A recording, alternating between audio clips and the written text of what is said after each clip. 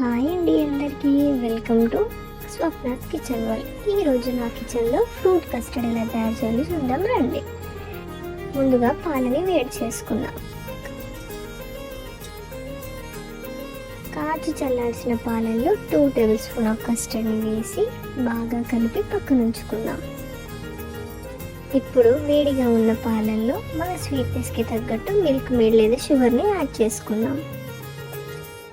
చల్లార్చిన కస్టర్డ్ మిక్స్ని ఇందులో యాడ్ చేసుకుందాం. కాసేపటి వరకు కలుపుతూ ఉండాలి. కస్టర్డ్ మిల్క్ ఎప్పుడైతే చిక్కగా అవుతుందో అప్పుడే స్టవ్ ఆఫ్ చేసి చల్లార్చుకోవాలి. చల్లారిన కస్టర్డ్ మిల్క్ని వేరే బౌల్లోకి తీసుకొని అందులో మనకి నచ్చిన ఫ్రూట్స్ అన్ని యాడ్ చేసుకోవాలి.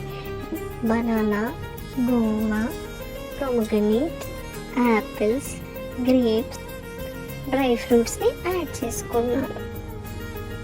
బాగా కలుపుకోవాలి. కాసేపు ఫ్రీజర్లో ఉంచుకున్నాం.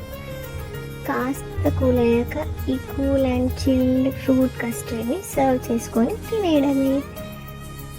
Thanks for watching Swapna's kitchen world.